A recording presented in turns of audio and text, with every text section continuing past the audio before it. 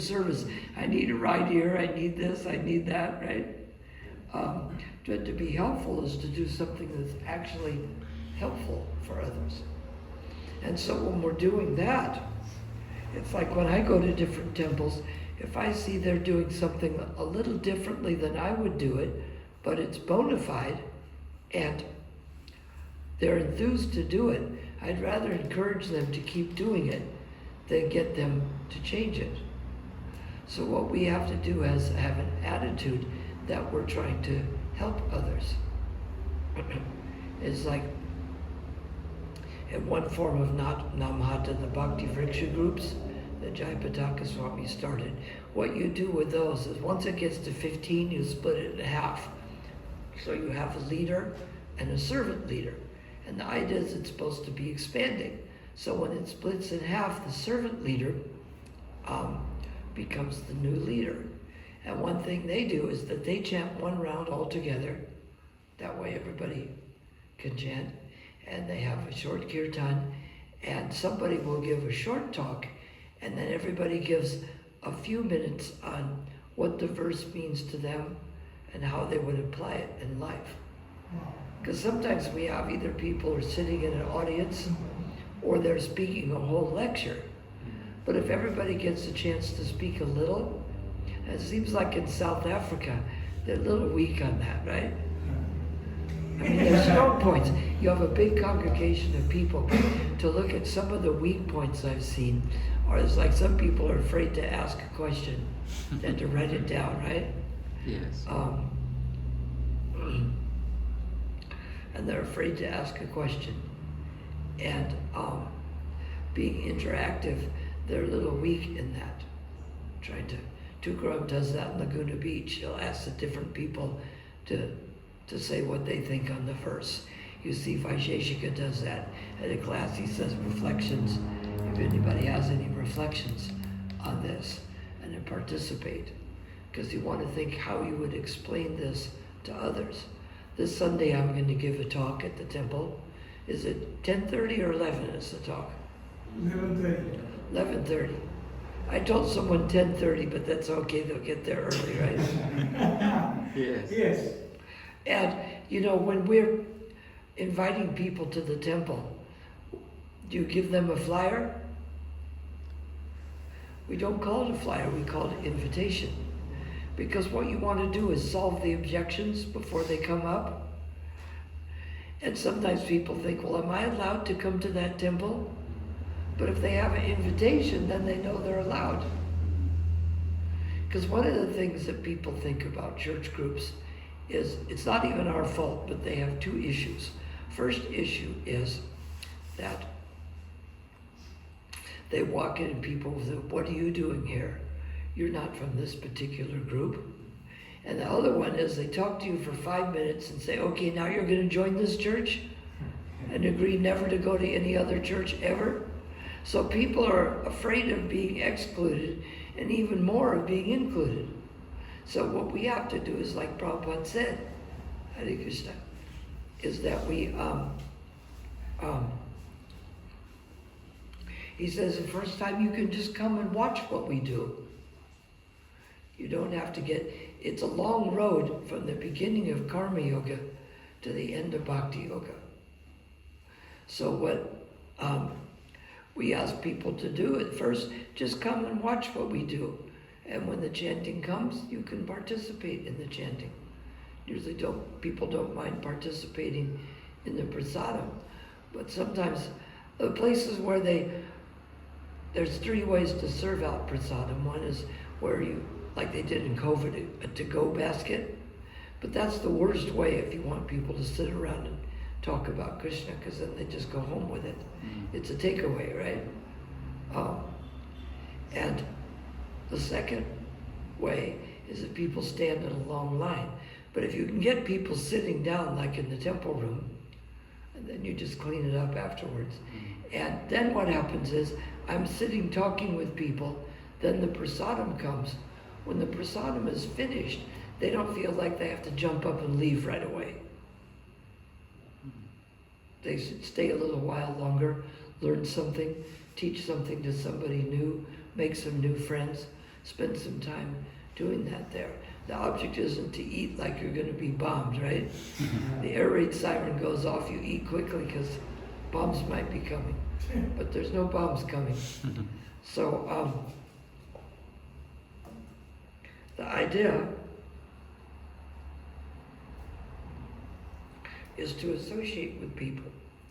The same thing with the Namahatta. You tell people, hey, we have a get together, come and visit this. And if you have a flyer, you call it an invitation. Oh, I wanted you to accompany me here. Because sometimes it's easier in your own area to get people there. You can tell them that, and the temple.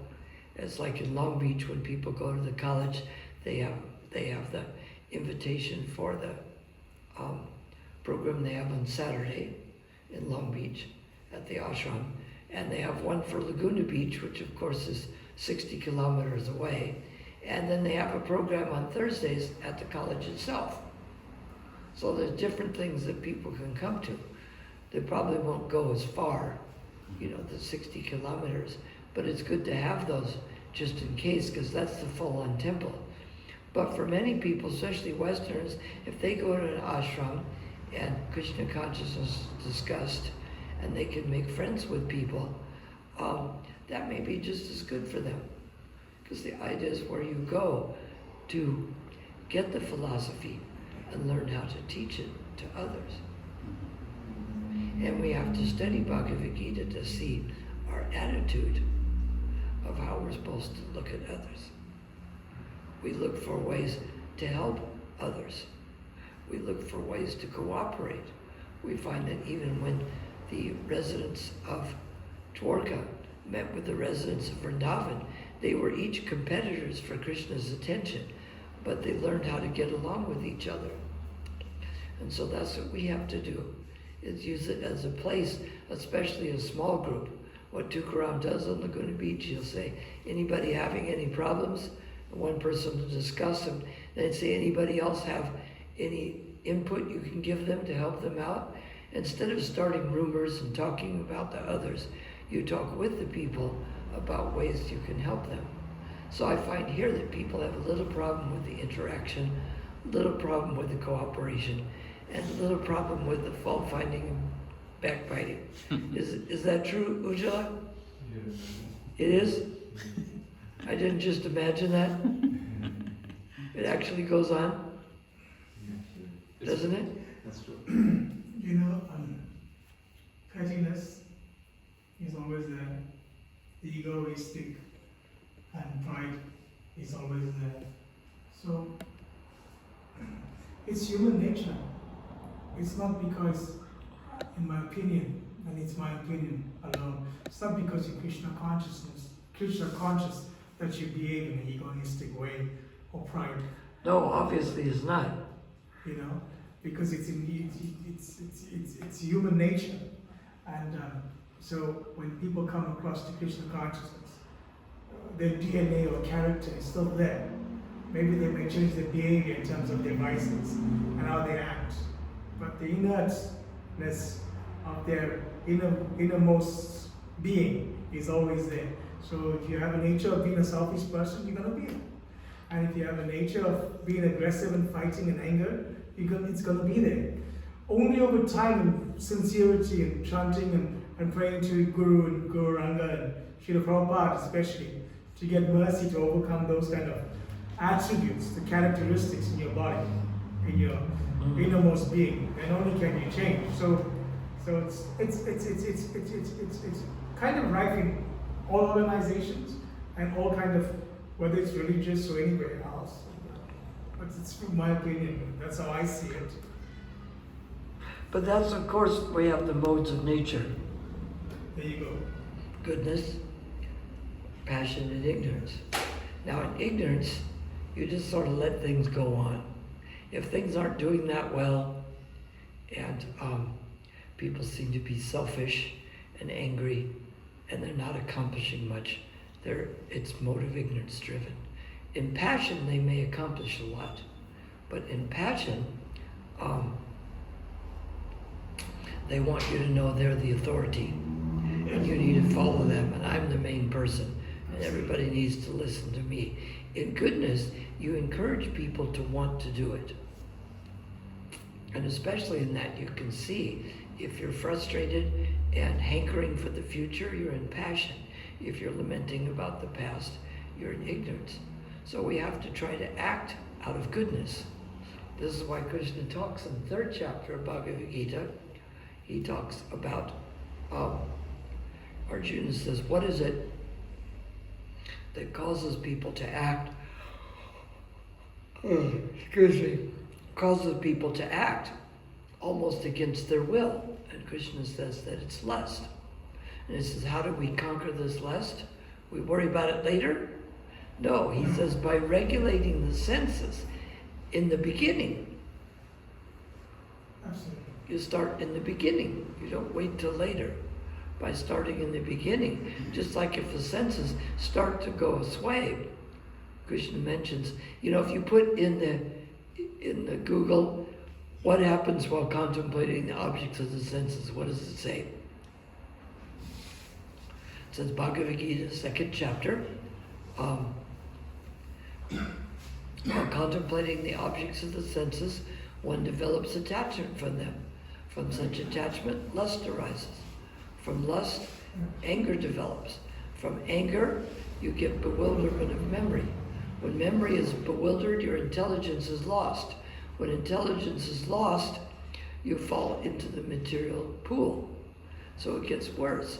So if someone is smart enough while contemplating objects of senses to pull it away, Krishna says we have to use the deliberate spiritual intelligence, which means that we're very cautious in our actions. We deliberate first. It's like if there's a jury, the jury has to hear both sides. I was on the jury duty once, and the woman said that her car was here, and the truck hit her here, and she went all the way to the fast lane. See, we drive the opposite side in America. So if he hit her here, and she went to the fast lane.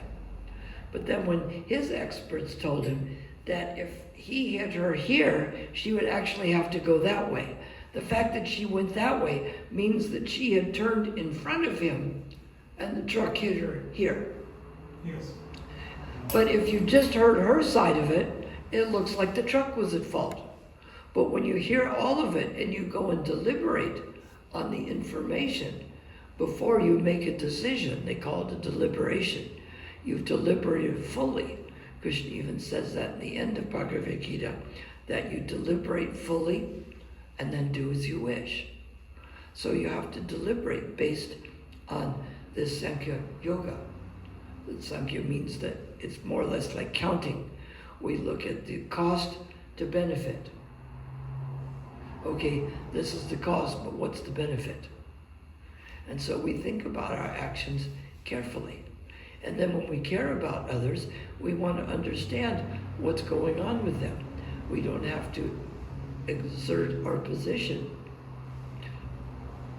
Even if someone's authority, they can say, no, I'm sorry, I'm considering your points, but since I'm in charge, I've decided we'll do it that way. You don't have to yell and scream. You just say, no. Or you just say, we've already come to a decision.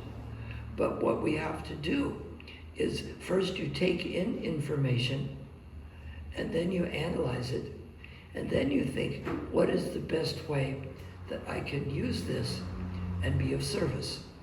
You don't just blurt out something. My father trained me that way. He says, what's Mickey Mouse, a cat or a dog? Quick, quick. What's Mickey Mouse, a cat or a dog? Which is it? Which is it? Mouse. So if you answer too quickly, you're going to be wrong, right? If you answer dog or cat, are you wrong? But if you listen to it carefully, wait, Mickey Mouse can't be a cat or a dog. You have to listen to it carefully and then analyze it and then come to a decision. So we have to do our life that way. And as we were talking about the Bhakti Vriksha groups, Jayapataka Swami says that people want to know how much you care before they care how much you know. Imagine if I said, well, I've been reading this Bhagavad Gita a little over 55 years. And maybe we can look in here and find something that'll help you through the issues you're going through. I say, you need to shut your mouth and open your ears and listen, because I know and you don't. Even if it's true, it doesn't come out very well, does it? It's like Prabhupada says, you present, especially collecting, you make a bold proposal in a humble way. It's like, which sounds worse? I say, you know what? I really need like 100 million rand. But if I can get 10% from you, don't worry, I'll get the other 90% somewhere else. So what did I ask you for? 10 million. 10 million. Or if I say, I need 100 rand, I need it now. That almost sounds more insulting, doesn't it? So you make it sound like, oh, this is 100 rand. This is only 1 million. You make the big issues look small and the small issue look big. But the main thing is to show is that we're willing to help people. In the Bhakti Vriksha groups of Namahatta, they say each one is teaching one while being taught by one. Because if you come to a temple and you show them where the door is, and here's the mantra that we're chanting, and here's the things we do, and you give them some basic knowledge, you're teaching them something. Some people are afraid to talk. You don't have to be able to discuss with them Vedanta, its mortology and ontology. We'll discuss that on Sunday. What that all means, all right? Does anybody know what that means? What's morphology and ontology? Mortology and ontology, rather. Material. What? Material aspects. Material life. Sort of, well, mortology is like the form. And the ontology is what the content is, what it's really about, right? Like wearing a cricket uniform would be the mortology, but actually knowing how to play cricket would be the ontology, right? I can put on a cricket uniform. I can even get one with the number 10 on it. Why wouldn't you know why number 10 would look good? Why? Yes. But that doesn't mean if I have number 10 that I can play cricket, does it? Does it? True. It doesn't mean that. The form can look good. You see it sometimes people wear uniforms of different, but I want my own identity as a servant of Krishna. I don't want to be a basketball player or a cricket player. But to some people that's their religion, isn't it? Didn't some people say that? Cricket is my religion and Sachin is my God. But he was kind of a timid guy. The woman had to propose to him, right? But he was good at his field. That's the point. If you're going to do something, you gotta dedicate yourself to it. It's amazing. People do swimming and they swim for 5 hours a day. Or the cricket, he moved to his uncle's house, which was right near the field where he could train. But in spiritual life, that's kind of an extreme, a bit obsessive. You're trying to get out of the material world, and they think that's obsessive. But if you're trying to hit a ball or swim across a pool and you do it all day, they think that's fine. So this is what we understand. It's like Ujjwala was talking about. If someone's angry, egotistic, they need to know where they're coming from. This is why Krishna mentions things like the austerity of speech. It may be austere for some. Does anybody know what the austerity of speech is? Silence. What? Truthful. Truthful.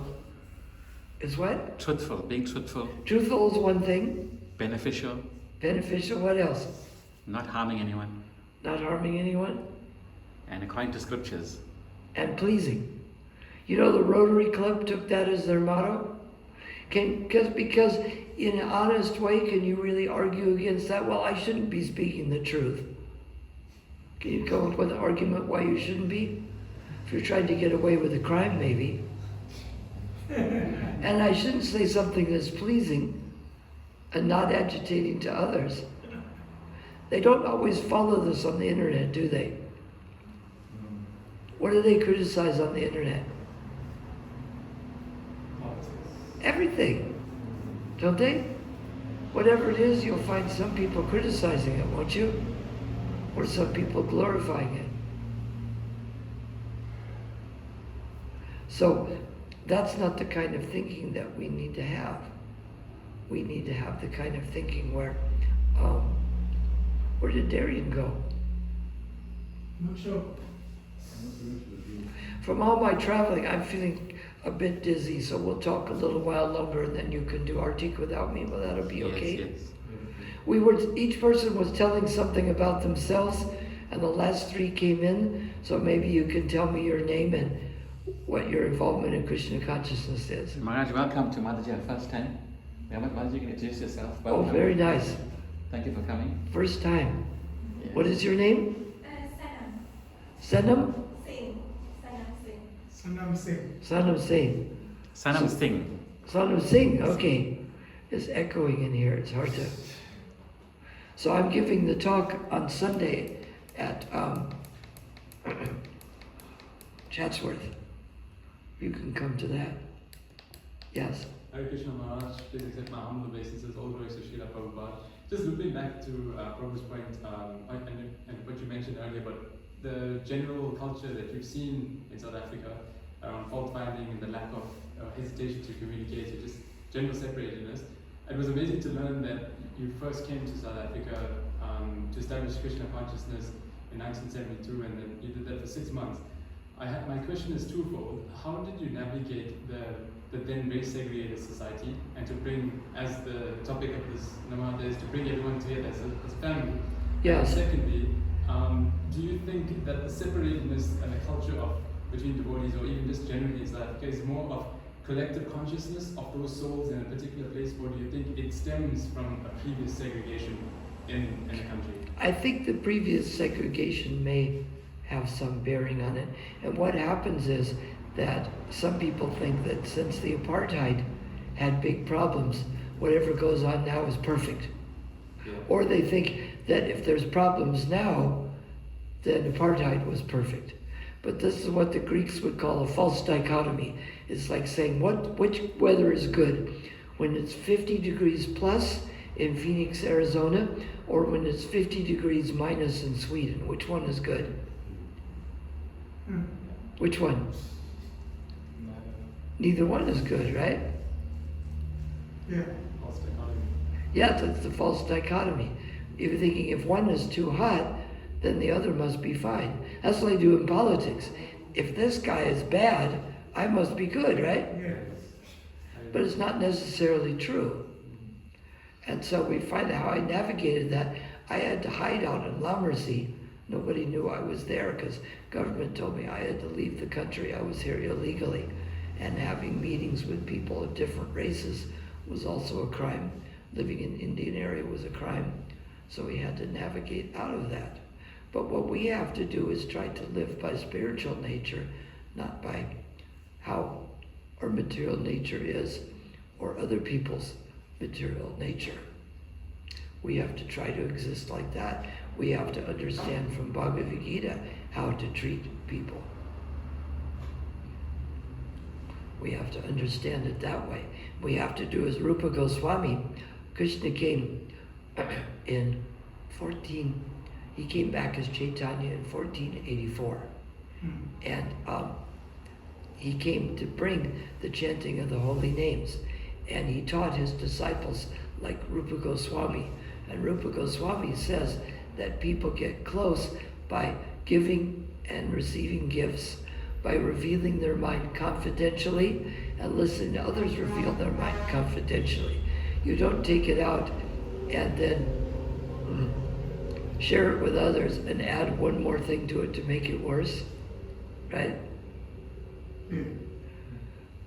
One more thing can make it worse, right? Just by adding to it. We don't do that. We don't try to make others look bad. We try to be helpful to others. So when people reveal, that's why in a small group, it should be easier to reveal your mind in confidence. And you know that if somebody tells you something, you don't spread it to other people. Because what happens is when people reveal the secrets or their fault finding, it's not good to be offensive towards other devotees. And the people it may hurt may not be the ones you notice. let's say one of you is spreading rumors about the other and finding faults, and I have an issue I really need to talk about. But I'm saying, oh, if I tell what's going on with me, they're going to spread it around and they're going to make me look bad. So I better just keep my mouth shut. And then what happens is I had something I really needed to talk about, but because I'm afraid people are going to spread the information and make me look bad, then I keep quiet. And this actually kills some people. Some people because they can't discuss with others. So especially in the Namahatta group, it's something you can do easier, right? You can have that anything you share in the group doesn't go outside the group, because quite often people need to discuss what's going, because the things that are going well, those aren't the things you need to talk about. You need to talk about the things that you need to work on. And people have to be not judgmental. You know, if I call you up and say, what are the directions to here? You know, would you tell me how to get here? Or say, oh, you stupid idiot. We figured out how to get here, can't you? You think how you can help the person actually get there. So we have to have this mood. And that's the austerity of speech, is it should be truthful, pleasing, not agitating to others, and not trying to make others look bad. If I say, do you know what he did? Oh, it's so bad I can't even tell you. That makes it even worse than actually having something. Because then what you imagine in your mind is even worse than what I'm thinking about. So what we have to do is have that mood. How can I be helpful to others? Otherwise, why am I talking to them? How can I be helpful? Not how can I find a fault? And people find faults with anything, right? How come this is here instead of the other side of the room, right?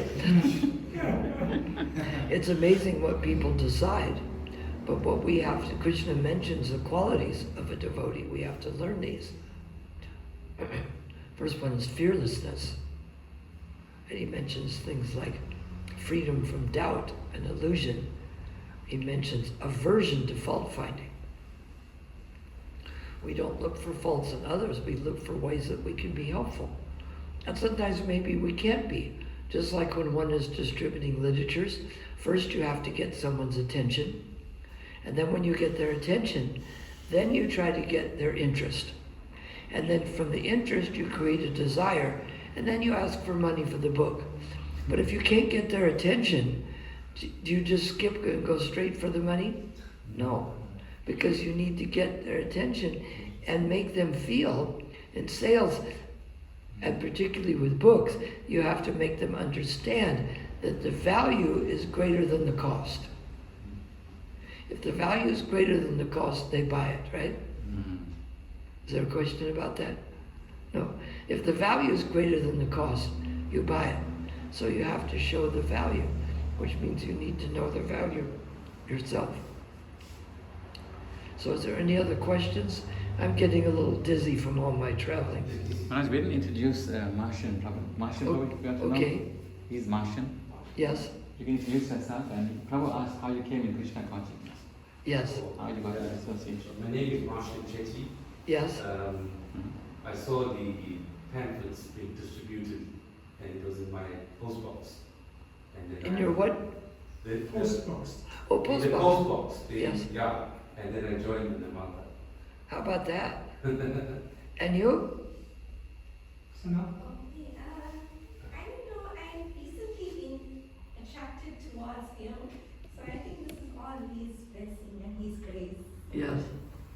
Because what we do here, we give some direction. Quite often you go to a church or a temple, they either try to force you or they tell you nothing. And so we don't know. But in Bhakti, we just ask God for some way to be of service. And that's a much better, if you have a friend that just wants to be your friend, that's a lot better than someone who only wants to take from you, right? So we treat the same way and we experience the love of God that way. And we share that with each other. And you want to introduce yourself? You're the last one. Niven. Niven. Yeah, I'm I've been long time with Krishna Conscious Swami Good. before COVID time. But Yes. seriously, I missed opportunity in 1975 when I was 15 years old. Srila Prabhupada came to visit us here. At sea. Did you get to see Prabhupada? Yes, I did, but I was so naughty running around. How old were you? I was 15 years old. 15? 15, yeah. I was in high school. Wow. My parents, my father was in We just had the 50-year celebration of that. Yes. And there was a bunch of, did you go on the stage for that? No. They did, the people, but some of them were like 4, 5, and 6, Yes. and they don't remember. Like I went to Disneyland at 3 years old because my grandfather owned a radio station, and I got to meet Walt Disney and see it before it even opened. I was 3 years old, but I don't remember it. I was just 3, right? I do remember at 3 though, my mother always told me, as long as you tell me the truth about things, you won't be in trouble. And I flushed a teddy bear down the toilet at my grandmother's house, and the water's coming up, and I said, I shouldn't have done that. And my mother said, that's all right, as long as you told me. But I still remember the look on my grandmother's face. She was not happy. But that shows that you train people as long as they tell you. You know, just like children who get abused, it's because they get them to do something like smoke a cigarette and say, well, now you have to let me do what I want to you, or I'll tell your parents you smoked a cigarette. I had to let the children know that, hey, whatever you come and tell me, you won't be in trouble for. You know, they make them think something like that. So the same way in our circle, if people come and talk, then we don't punish them for it. So I think we'll go back and you can continue with Artik. Is that all right? Thank you, Maharaj. Hare Krishna. Shri Prabhu ki jai. Hare Krishna. Hare Krishna.